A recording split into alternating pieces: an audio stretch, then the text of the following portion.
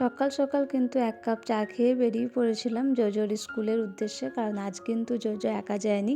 আজ আমরা ৩ জন মিলেই গেছিলাম। কারণ স্কুলে ছিল আজকে পিটিএম মানে প্যারেন্টস টিচার মিটিং। এই ঠান্ডার মধ্যে বাইকে যাওয়া কিন্তু খুবই কষ্টকর, কিন্তু তাও কিছু করার নেই। যেহেতু স্কুল থেকে আজকে বলেছে তো যেতেই হবে।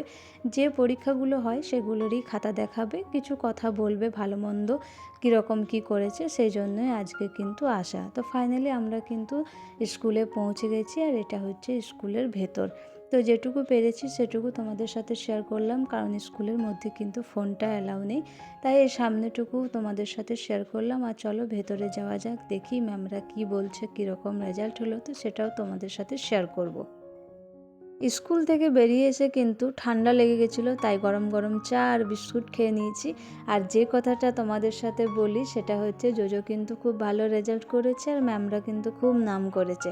আর সব বাবা মাই চাই বলো ছেলে মেয়ের নাম করলে কার না ভালো লাগে, তো আমারও কিন্তু খুব ভালো লাগলো শুনতে। আর খিদে পেয়ে গেছিলো, তার জন্য দেখো গরম গরম কচুরি আর তরকারি একটা দোকানে খেয়ে নিয়েছি। আর তারপরে খেয়ে দিয়ে কিন্তু চলে যাব জামুরিয়া। তো জামুরিয়ায় জোজোর একটু ওষুধ নেবো হোমিওপ্যাথি, কারণ জোজোর একটু সর্দি কাশি হয়ে গেছে, তো সেই জন্য তো সেটা নিয়ে কিন্তু বাড়ি যাব। আর আমাদের কিন্তু অনেকটাই লেট হয়ে গেছে, মোটামুটি 12টা বাজে। আর বাড়ি এসে দেখি মা এদিকে তিল ভাজছে। এটা কি বলো তো, তিল ভাজা হচ্ছে। তো পিঠে পরব আর বেশি দিন দেরি নেই, সেই জন্য দেখো তিলটা ভেজে এরকম হামল দিস্তার মধ্যে কুটে নিচ্ছে, তারপর গুড় দিয়ে ফোটাবে। তো মাঝে কিছুক্ষণ কিন্তু আমি ব্রেক নিয়েছিলাম, কারণ জোজোকে এসে চান করালাম, জামা প্যান্ট খুললাম, আমিও নিজে চুড়িদার খুললাম, তারপরে কিন্তু রান্নায় লেগেছি। তো আজ কিন্তু অনেকটা দেরি হয়ে গেছে, সেই জন্য একটু শর্টে সারবো।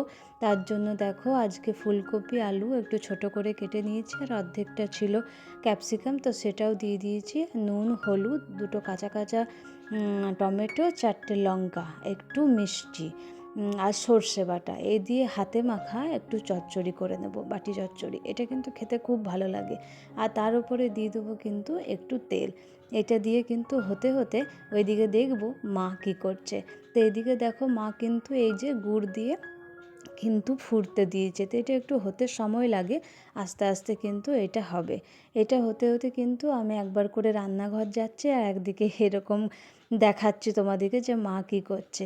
তো অলরেডি আমার রান্নাও হয়ে গেছে। তো রান্না আজ করেছি ডাল, মাছের ঝাল দিয়া, আর এদিকে পালং শাকের তরকারি করেছিলাম, আর এই যে বাটি চচ্চড়িটা হচ্ছে, আর মোটামুটি হয়েও এসেছে। এটা কিন্তু দারুণ লাগে খেতে, তোমরা একবার বাড়িতে করে দেখো।